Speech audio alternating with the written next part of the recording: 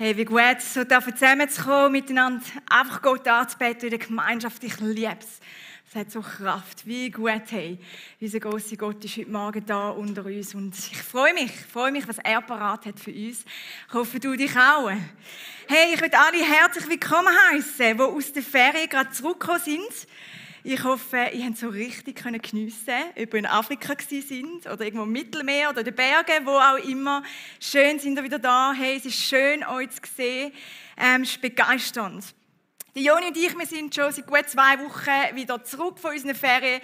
Wir sind wieder zurück, so richtig in den Alltag hineingetaucht. Aber wir haben 2 Wochen Ferien machen und zwar sind wir auf Sardinien gegangen. Sardinien, wie ich da höre, es ist ein wunderschöner Ort. Wir waren das erste Mal dort und im Vorhinein haben schon jenste Leute gesagt, wow, hey, wartet nur, bis ihr die schönen Buchten seht, bis ihr dort könnt schnorcheln gehen. Das Wasser ist kristallklar. Ich sehe da die einen schon nicken. Ja, amen. Und natürlich hat Joni und ich gefunden, hey, wir müssen schnorcheln gehen. Und wie es so ist, vor der Sommerferien, haben wir noch einiges los und wir haben so schnell noch eine Taucherbrille gekauft. Wir sind auf Galaxus, haben dort eine ausgesucht, die ist dann gerade noch rechtzeitig angekommen, die haben wir mit eingepackt und wir sind dann losgegangen. Wir sind in Sardinien angekommen, sind dort in einer wunderschönen Bucht gewesen und die Joni hat die Taucherbrille angelegt. Und ich hatte keine Taucherbrille, darum habe ich den Skipper von dem Segelboot, wo wir unterwegs waren, gefragt, ob ich sie nicht darf. Und er hatte so eine mega krasse, wo da so alles so ein Fenster hast. So fast ein bisschen Hightech für meine Verhältnisse. Und ich habe die angelegt und ich bin unter das Wasser gegangen. Und ich bin dort unten und ich sehe Fische rumschwimmen. Ich sehe den Anker, ich sehe den weißen Sand. Ich sehe, wow, das kristallklare Wasser. Und ich komme rauf und sage zum Joni, wow! Hey, was ich da alles sehe, das ist wunderbar, das ist so schön. Und ich schaue den Joni an und er schaut mich an und er sagt, ich sehe gar nichts. Und ich schaue ihn an und ich sehe, dass seine Brille angelaufen ist. Er hat einfach 2 graue Brillengläser gehabt. Und ich schaue ihn an und ich sage, hey, zieh sie ab und wäsch sie. Und es gibt ja den altbekannten Trick, dass man drin spuckt und dann da so ein bisschen rum, ja, genau, und unter das Wasser tut. Und ich sage, mach das nützt. Und er hat das gemacht, hat sie gewaschen, ist runter und dann kommt er und sagt, jetzt sehe ich, was du siehst. Und als ich diese Message vorbereitet habe, als ich angesessen bin in den letzten Tagen, und so ein bisschen gerungen habe, für den heutigen Morgen ist mir das Bild in den Sinn gekommen. Und zwar glaube ich, dass wir manchmal im Alltag unterwegs sein können und wir können so vom Alltag eingenommen sein, von allem, was läuft, was um uns herum abgeht, was in unserem Kopf abgeht. Und wir können manchmal so die geistliche Sicht verlieren, so die biblische Sicht. Der Alltag nimmt uns ein, vielleicht das menschliche Denken, vielleicht das weltliche Denken. Und ich glaube und bin überzeugt, dass wir immer wieder neu eine geistliche Brille anlegen oder unsere Brille müssen putzen, dass wir das sehen, was Gottes Wort sagt, das, was Gott dir sagen will, direkt in deinen Alltag sprechen. Und ich wünsche mir, dass wir das heute Morgen machen und empfangen, dass wir von seiner Wahrheit neu empfangen für die kommende Woche, wenn es dem Morgen bei den meisten wieder losgeht. Yes, mein Wunsch für den heutigen Morgen ist es, dass wir erfrischt werden, gestärkt werden von Gottes Wort, weil das hat Kraft, das hat Power. Und mich hat in den letzten Wochen eine Bibelstelle, die ich schon sehr oft gehört habe und sehr oft gelesen habe, nochmal so neu angesprochen, nochmal neu gepackt. Und ich möchte heute mit euch genauer anschauen, weil in dieser Bibelstelle betrifft es die 12 Jünger von Jesus, die mit ihm unterwegs waren. Und ich gehe davon aus, dass da unter uns einige Jünger sitzen, Männer und Frauen, die Jesus nachfolgen, mit ihm das Leben teilen und mit ihm unterwegs sind.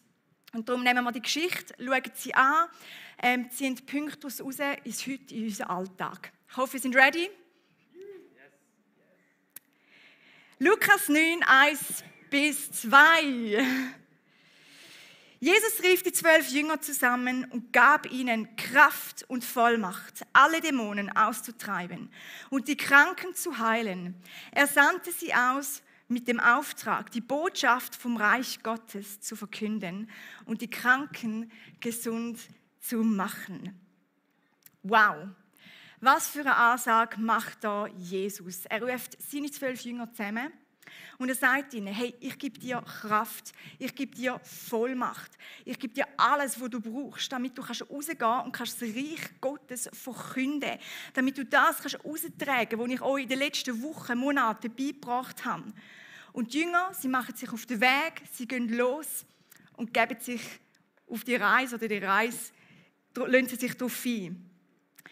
Als Nachfolger von Jesus sind wir auch heute gesendet in unseren Alltag, um das Reich Gottes zu bauen, wie es die ersten Jünger da gemacht haben und beauftragt worden sind. Wir haben das Privileg, mit unserem grossartigen Gott zusammen im Alltag zu partnern und mit ihm zusammen Reich Gottes auf dieser Welt zu prägen, zu bauen, zu bringen. Ich weiss nicht, vielleicht scheint es bei dir manchmal nicht ganz so spektakulär wie bei den Jüngern, die Dämonen austrieben haben, wie es da steht. Wenn du am Montagmorgen vor einem PC sitzt und etwas am Tippen bist, oder? Dann denkst du so, bei mir. Aber das Geniale ist, hey, Gott hat uns alle ausgerüstet. Wir haben die Ausrüstung von Gott, wir haben den Heiligen Geist, der uns Hoffnung gibt, der uns Führung gibt, der uns Weisheit gibt, der uns Weitsicht gibt, der uns Liebe gibt, Annahme, der uns so Sicherheit gibt auf dieser Welt. Und manchmal kann es doch so in den Hintergrund geraten, dass wir gesendet sind. Und manchmal kann es auch in den Hintergrund geraten, dass wir überhaupt im Alltag mit Gott rechnen.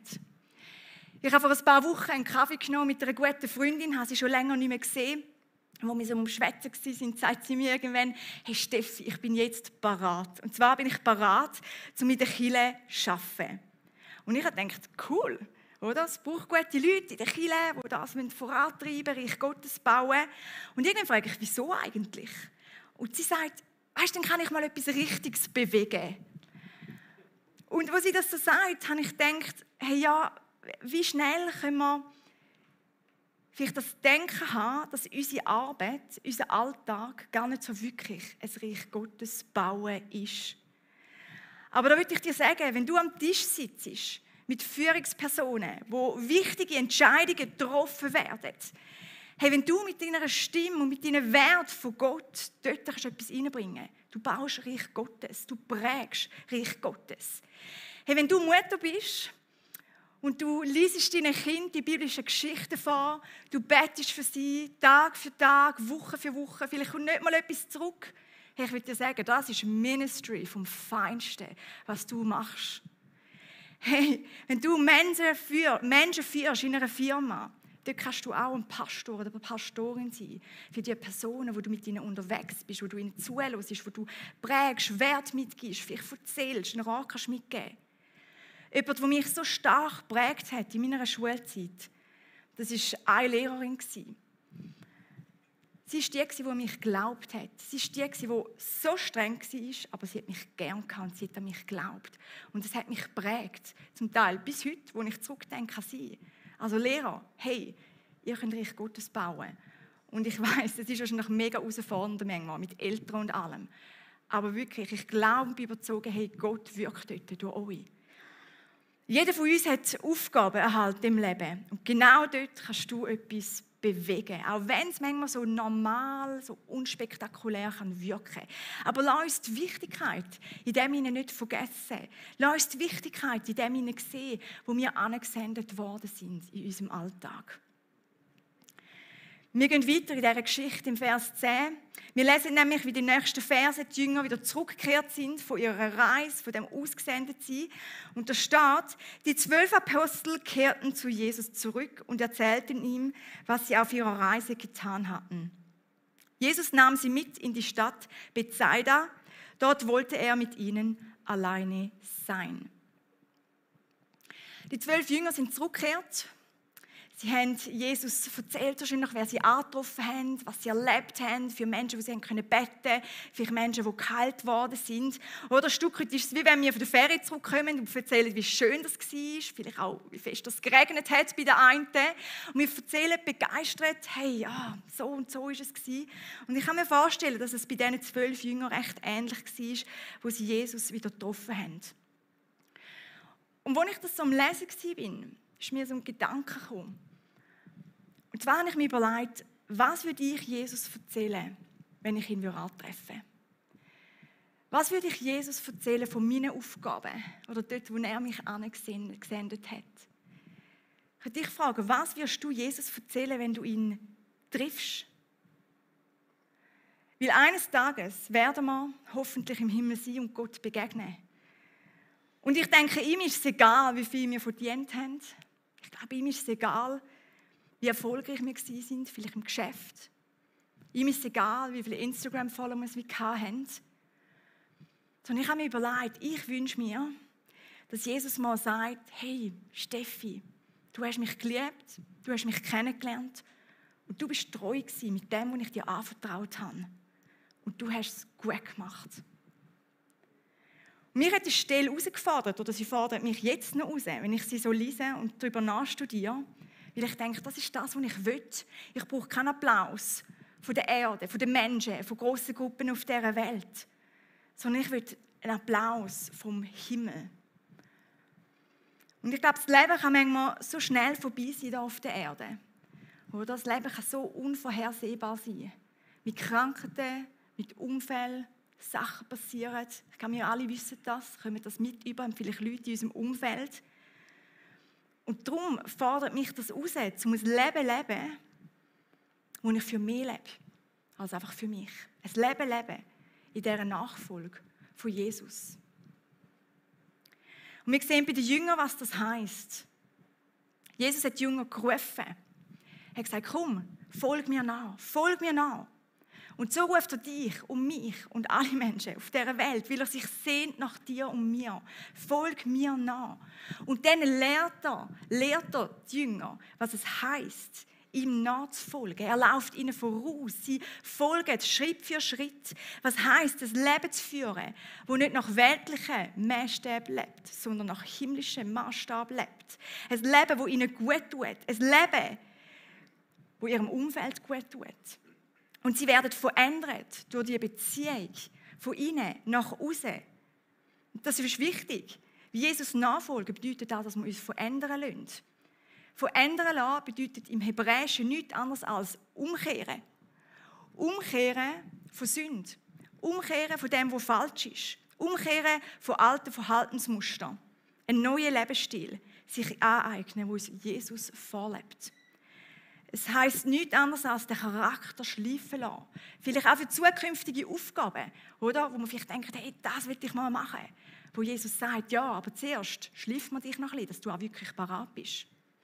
Und das Zweite ist, sie sind ausgerüstet worden mit dem Heiligen Geist, mit der übernatürlichen Kraft. Gott ruft nie Menschen, die einfach alles schon können, sondern er ruft Menschen zu sich und er rüstet sie aus für ihren Lebensweg, für Aufgaben, für einen Dienst.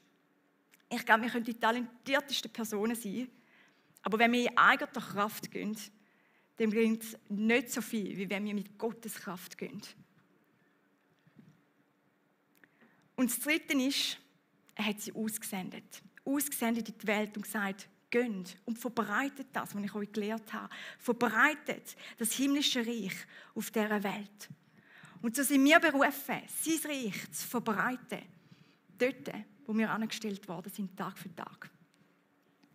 Ich will noch schnell eine kleine Randnotiz hier einfügen. Und zwar, wo die Jünger zurück sind zu Jesus, hat sich Jesus mit den Jüngern zurückgezogen und wollte mit ihnen alleine sein.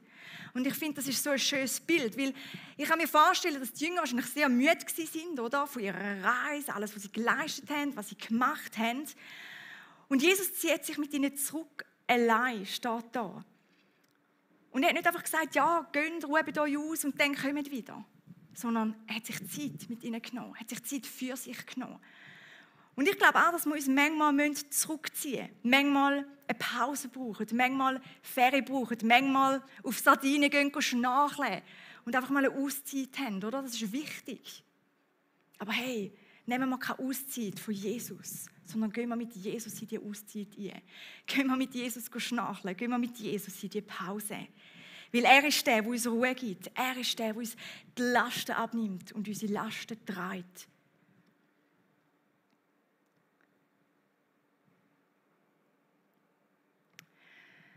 Nachdem Jesus Zeit hatte mit seinen Jüngern, sind immer mehr und mehr Leute dazu gestoßen. Es war wahrscheinlich eine grosse Traube um ihn herum. Wir lesen, was in der Geschichte passiert ist.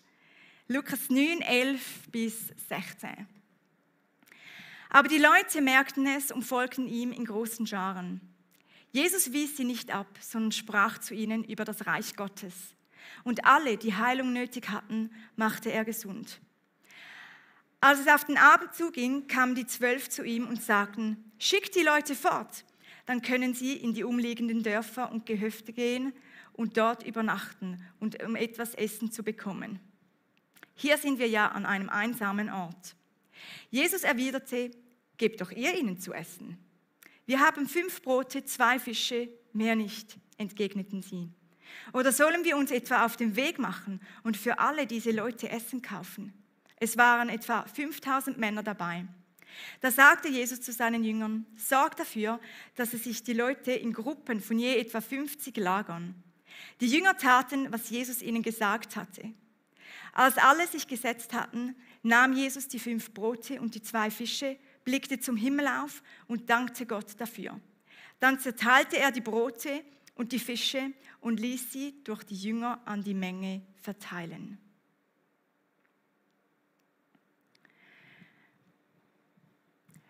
Ich möchte in der kommenden Zeit, wo wir noch haben, ein paar Punkte aus dieser Geschichte genauer anschauen und beleuchten und so herausheben. Wir lesen hier, dass eine Menschenmenge zu Jesus gestoßen ist und zu den Jüngern. Sie sind ihm nachgefolgt. Wir lesen hier, dass es etwa 5000 Personen waren. Da sind nur die Männer einberechnet, also die Frauen und Kinder noch nicht. Das heisst, es war eine viel größere Gruppe, vielleicht 10'000, 15'000, wir wissen es nicht genau, einfach viele Leute. Und wir sehen, es ist spät am Abend geworden. Und die Jünger haben das Problem gesehen, dass es zu wenig Essen hat. Ich kann mir vorstellen, dass sie vielleicht müde waren, dass sie Hunger hatten, vielleicht schon fast ein bisschen hungry waren. Und sie haben wahrscheinlich gedacht, ja, wir müssen diesen Leuten zu essen geben. Die haben auch Hunger. Und was machen sie? Sie gehen auf Jesus zu und sie sagen ihm: Schick die Menge weg. Schick die Menschenmenge weg.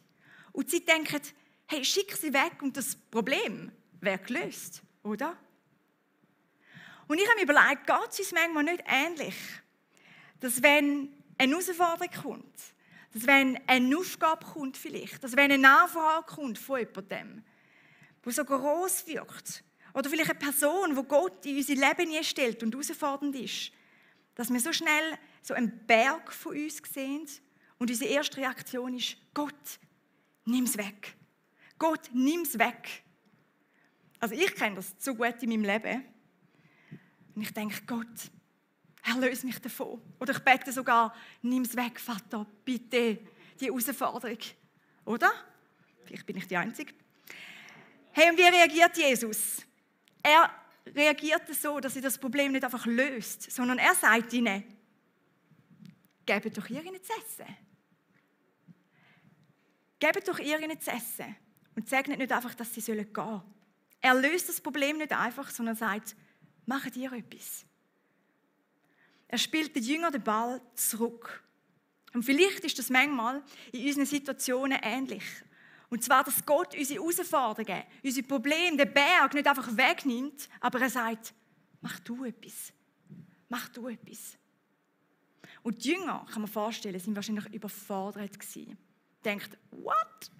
Was sollen wir machen? Und dann ist es aber gekommen. Und sie sagen: Aber Jesus, wir haben nur 5 Brot, wir haben 2 Fische, wir haben nicht mehr.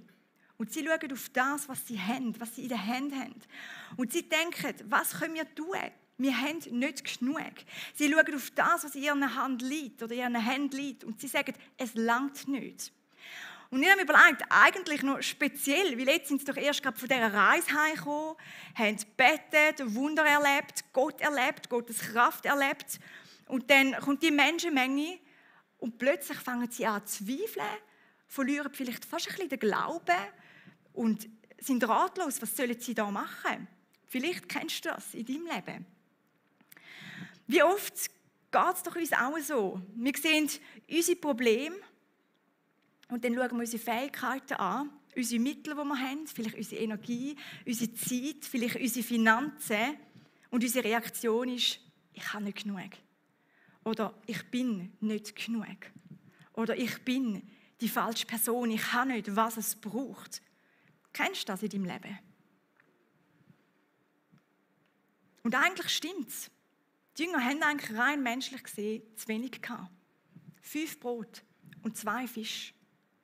Aber dann sind sie mit dem Wenigen zu Jesus gegangen.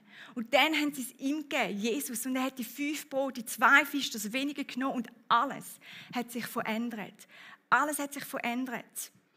Die Jünger haben nicht einfach selber gewurstelt und gemacht, sondern sie sind zu Jesus gegangen. Und er hat eingegriffen und er hat das Wunder vollbracht. Er hat die Fisch und Brot, die er dafür gebetet hat, den Jüngern zurückgegeben und sie haben sie verteilen.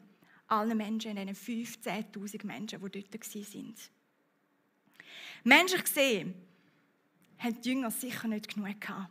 Aber in den Händen von Jesus ist es definitiv genug gewesen. Die 5 Fische, die 2 Brote, sie haben ausgereicht für all die Menschen, die dort waren. Und er hat ihnen geholfen, er hat sie nicht im Stich gelassen, er hat ein Wunder gemacht. Und schau, wenn Gott dir eine Aufgabe gibt, wenn Gott vielleicht dir sagt, hey, diese Menschen, wenn Gott vielleicht Menschen in dein Leben nie stellt, vielleicht Menschen musst führen, vielleicht wenn es darum geht, Menschen vom Glauben zu erzählen und du denkst, oh nein, ich habe zu wenig, das ist ja oft das Gefühl, ich kann das nicht. Hey, dort versagt Gott, wenn wir bereit sind, ihm das abzugeben, ihm das hinzugeben, weg von uns zu schauen und auf ihn zu schauen. Weg von meiner Begrenzung, auf Gottes Möglichkeiten. Auf seine Möglichkeiten schauen. Er nimmt das Problem nicht immer einfach weg. Oder? Das wissen wir. Probleme sind nicht einfach weg, die Herausforderungen sind noch da. Aber er hilft dir, dass du das, was du aus eigener Kraft nicht stemmen kannst, niemals irgendwie etwas erreichen kannst und schaffen kannst, dort kann er ein Wunder vollbringen. Dort, wo du begrenzt bist, dort fangen seine Fähigkeiten an. Und ich habe das so oft schon erleben in meinem Leben. Mir ist gerade so eine Situation in den Sinn gekommen. Und zwar, es ist ein bisschen länger jetzt schon her, also mehrere Monate, wo eine Frau in mein Leben gekommen ist. Die hat sich bei mir gemeldet, durch die Kirche. Und es war eine Person, die viele Probleme hatte, schwierige Situationen hatte. Und ich dachte, hey, wie kann ich ihr schon helfen? Was soll ich machen? Oder? Ich dachte, ich habe doch nicht genug. Und dazu hatte ich keine Zeit gehabt, oder ich habe mir keine Zeit genommen, muss ich es so sagen. Und ich habe wirklich den Moment gehabt, wo ich mir gedacht habe, innerlich, Gott, nimm sie weg, oder? Eigentlich mega gemein. Aber sie hat sich immer wieder gemeldet. Ich bin zufälligerweise immer wieder auf sie gestoßen, habe sie auch angetroffen, verschiedene Orte. Und irgendwann habe ich gemerkt, hey, okay, ich glaube, das ist nicht einfach ein Zufall. Und ich habe mich darauf einlassen. Und ich habe mit meinen menschlichen Fähigkeiten angefangen, ihr zu dienen, angefangen, Leben zu teilen. Und irgendwann, nach längerer Zeit, das ist nicht so schnell gekommen, ist sie auf mich zugekommen und gesagt, hey, ich will das, was du hast. Ich will den Glauben, den du hast. Und ich durfte sie führen auf dem Weg, zum Jesus kennenlernen. Und das ist etwas so Geniales gewesen, auch jetzt, wenn ich schaue, wie ihr Leben sich anfängt zu verändern und auch ihre Situationen, ihre Probleme, die sie hat, langsam sich verändern und Gott da so unglaublich viel macht, oder? Und manchmal sehen wir nicht sofort das große Wunder. Es wäre schön, oder? Wenn immer gerade so, wow, Fisch und Brot würden kommen. Aber nein, manchmal braucht es Zeit und es ist Schritt für Schritt, wie wir Gottes Wirken sehen. Manchmal schauen wir zurück und wir sehen, wow, hey, du hast ja so viel da gemacht. Unglaublich. Wenn von dir eine hungrige Menschenmenge auftaucht, eine Herausforderung, und du denkst, Gott, nimm es weg, dann hör mal an. Schau mal, ob Jesus dir vielleicht nicht sagt, mach du etwas.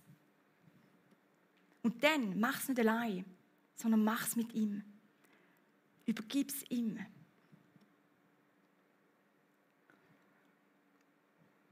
Spannend ist, die Jünger hätten ja auch sagen können, hey, ich muss zuerst für mich schauen, ich habe Hunger. Und die 5 Brot und die 2 Fische, die langen nie zusammen. Wir behalten das Essen für uns. Sie hätten können sagen, wir haben keine Zeit, da für die anderen zu schauen. Sie hätten können aus Angst zu kurz kommen oder zu wenig Zeit zu sagen, lass sie, oder? Aber wir sehen in dieser Geschichte so ein Prinzip von Gott, das wir durch die Bibel durch immer wieder sehen. Und zwar, nachdem die ganze Menschenmenge gegessen hat, haben sie Überreste gehabt. Sie haben die Fische und die Brot alle überall zusammengeholt und in Körbe hinein tun. Und am Schluss haben sie die Körbe angestellt und es sind 12 Körbe voll mit Essen.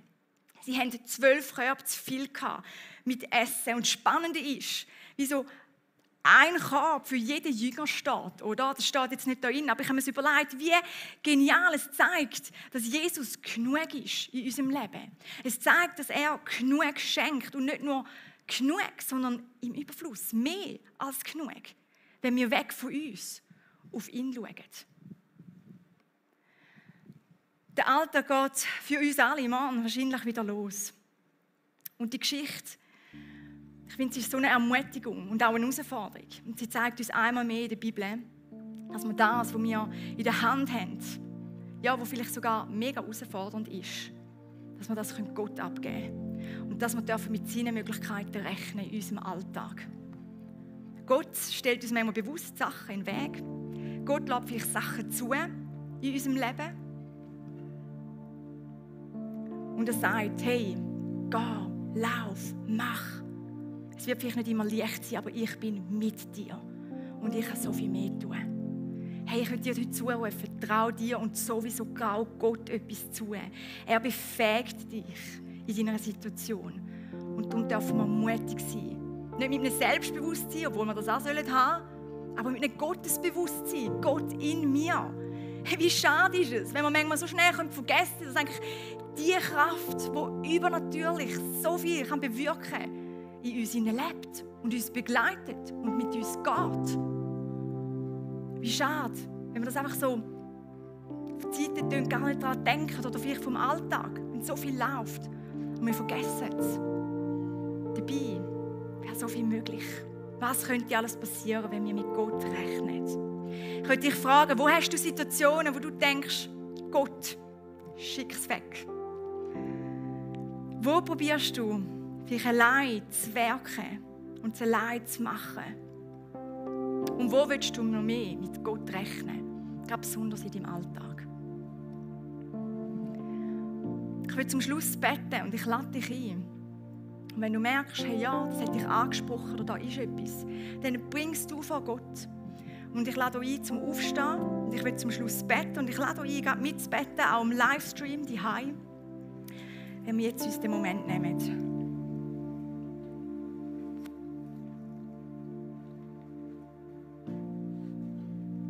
Ja, Vater im Himmel, du siehst all die Situationen, all die Herausforderungen, vielleicht die Berge, wo man manchmal denkt, nimm es weg. Und Herr, wir geben es dir an, wir strecken es dir zu, wie bei dir sind zum besten Ort, Herr. Ich danke dir, Vater, dass du der Gott bist, der keine Limitation hat. Dass du der Gott bist, der uns das schenkt, was wir brauchen. Das sind nicht wir, sondern das bist du. Aber ich danke dir, dass du uns auch mit dem Heiligen Geist ausrüstest. Und dass du uns in unser Leben wirkst. Und ich danke dir, Herr, dürfen wir unsere Begrenztheit auf dich schauen. Im Wissen, du tust das, was wir nicht können. Auch wenn wir es manchmal gar nicht sehen oder erst viel später sehen, Herr.